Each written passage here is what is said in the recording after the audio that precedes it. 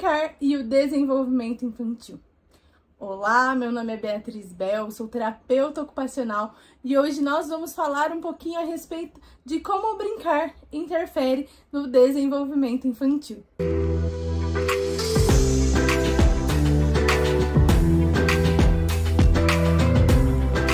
É muito comum nós ouvirmos falar sobre o brincar, né, quando a gente fala sobre a infância, mas o que a gente precisa pensar sobre o brincar é que ele é uma ocupação da criança. Assim como nós adultos temos as nossas ocupações do trabalho, de cuidar da casa, de vestir, se alimentar, né? A criança ela também tem essas ocupações e o brincar é uma dessas ocupações. E por que que a gente, enquanto terapeuta, fala tanto desse brincar? Por que que o brincar ele é tão importante para a criança? Porque é através do brincar que a criança vai desenvolver as suas habilidades cognitivas, sensoriais, emocionais, motoras. Então são várias questões aí do desempenho do ser humano que o brincar ele oferece, né, ele proporciona no desenvolvimento da criança. Assim como as relações sociais também podem se dar através do brincar. E o que é importante a gente pensar a respeito disso é que o brincar, quando a gente pensa na terapia, né, muitos pais inclusive questionam: ah, mas meu filho vai para terapia só para brincar? Mas esse só brincar, ele está envolvendo muitas questões. Então, uma simples brincadeira como, por exemplo, passar o bambolê, né, de cima para baixo no corpo, e está interferindo em aspectos motores que a criança vai precisar, por exemplo, para vestir. A massinha, que todo mundo sempre questiona: ah, por que tanta massinha, por que tanto slime? Ela é fundamental para o desempenho de força, de coordenação motora fina, né? Então, o brincar, ele tem a sua função de estimulação. Mas mais do que isso, o brincar, ele é a ocupação da criança. Toda criança precisa brincar. Primeiro porque ajuda, né, no desenvolvimento dessas atividades, mas também porque ele estimula questões de interação, criatividade, noção espacial, noção de perigo, né, que envolvem outros aspectos que não sejam só essa questão do desenvolvimento cronológico aí da criança, desenvolvem outras habilidades também. E é importante a gente pensar que a criança ela precisa do brincar livre, ela precisa ter um momento de ser apenas criança. Não adianta a gente pensar que ela já passou tanto tempo lá na terapia brincando, por que que eu vou brincar de novo com a criança em casa? Primeiro, porque é fundamental que os pais reproduzam em casa aquilo que se aprendeu na terapia. Porque senão não faz muito sentido, não é mesmo? Mas além disso, ter esse momento com a criança para que tenha essa interação, esse vínculo entre o pai e o filho, mas também essa possibilidade da criança ser apenas uma criança. Afinal de contas, mesmo que ela tenha um diagnóstico como autismo, é fundamental que ela tenha o seu papel de ser criança. Por que que é tão importante que os pais estejam juntos nessa brincadeira? Não é pra gente ficar sempre mediando a brincadeira, né? Sempre dando instruções: faça isso, faça aquilo, coloque isso aqui, que cor é essa? Senão fica uma coisa chata. A criança o tempo todo ficar só recebendo ordens enquanto brinca, ela vai perder o interesse de brincar. Mas é importante que a gente crie esse momento, né, de brincadeira espontânea, de brincadeira livre com a criança. E é importante a gente pensar: crianças com atraso no desenvolvimento ou crianças que têm o diagnóstico do transtorno do espectro autista, elas têm muitas vezes dificuldades para brincar. Então, o brincar, ele não acontece de forma funcional. Por exemplo, um simples brinquedo como um carrinho. Quando a gente pega, né, e estimula uma criança que tem o desenvolvimento típico, ela vai pegar o carrinho e ela vai brincar do carrinho, andar para frente e para trás, imitar o barulho do carrinho, que é o que se espera quando a gente pega um carrinho para brincar. Quando a gente fala de uma criança que está dentro do transtorno do espectro autista, muitas vezes eles não sabem o que fazer.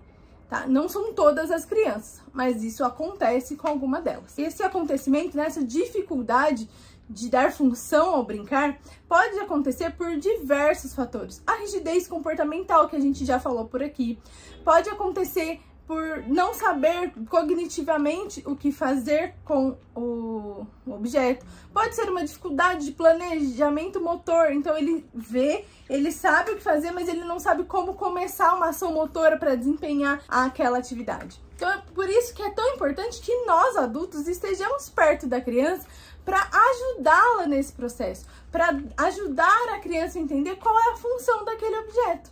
Muitas vezes, a criança com um transtorno do espectro autista, ela gosta de objetos que giram o brincar dela com o carrinho é esse, girar a rodinha. E a gente não precisa brigar com a criança, para de girar a rodinha, não é assim e tudo mais. A gente vai pegar sutilmente o carrinho, falar minha vez de brincar. E aí começar a dar a função certa, imitar o carrinho, e ela vai olhar pra gente, vai olhar para aquele objeto e vai ter interesse então de tentar fazer daquela mesma forma. São coisas de forma muito sutis e delicada, sem muita ordem, para que não fique uma brincadeira chata, uma coisa difícil de se fazer. E isso ajuda a criança até em outras questões que não sejam voltadas apenas para o brincar, como por exemplo um comando verbal, um contato visual, a interação. Então, através do brincar, existem muitas possibilidades. E é muito importante que nós adultos estejamos junto da criança, juntos mesmo, sentar no chão para brincar com ela, sentar numa mesa, brincar, fazer brincadeiras que exijam movimento, de correr de um lado para o outro, brincadeiras como pega-pega, esconde-esconde, brincadeiras com regras, brincadeiras sem muitas regras, ensinar a criança a brincar, inclusive, de forma diferente com o carrinho. Então, por exemplo, a criança que tem dificuldade de reconhecer letras e números, a gente pode usar um carrinho como esse para ir lá buscar a letrinha, e ela fala o nome da letrinha, mas tudo de uma forma muito sutil, muito lúdica, para despertar esse interesse da criança. Muitas vezes a gente fica também preso ali à função específica do brinquedo, e crianças que têm a rigidez comportamental, é fundamental que a gente explore essas outras formas de brincar, para que isso seja trabalhado ali com a nossa criança. Os pais, eles precisam estar disponíveis a estarem juntos com a criança, porque esse momento de brincar, esse momento dessa ocupação, dessa interação, ele é muito importante para o desenvolvimento da criança. E não necessariamente o momento da estimulação em si, mas o momento ali desse brincar livre e entender até onde a criança vai, o que ela sabe fazer, o que é possível criar a partir do que a criança mostra pra gente. Isso também é muito, muito, muito importante. Então, não tem desculpas pra gente não ter um tempo ali pra brincar com a nossa criança. Quanto tempo? Quanto tempo você conseguir? Seja 3 minutos, 10 minutos, 15 minutos, meia hora. Até porque muitas vezes a criança ela não se prende tanto ali na brincadeira.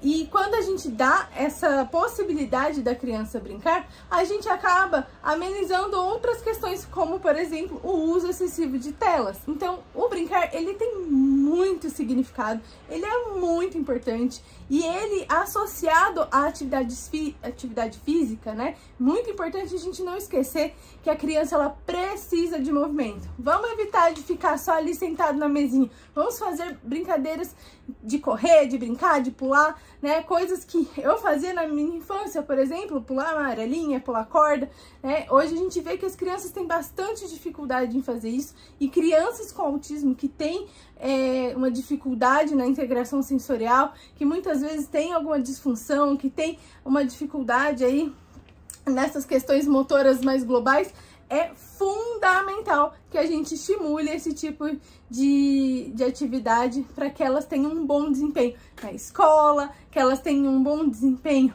nas suas outras ocupações, como vestir, comer, pentear o cabelo, amarrar o tênis, interagir, enfim, são muitas possibilidades e não há desculpa para que a gente não brinque com a nossa criança. Se você gostou do vídeo, não esqueça de se inscrever no canal, ative o sininho aí para que você possa receber novas notificações dos próximos vídeos que vierem. Se você gostou, deixa seu joinha aí, seu like no vídeo, que isso ajuda também na divulgação do vídeo. Compartilhe com outras pessoas que você acha que pode se beneficiar dessas informações que a gente compartilhou aqui.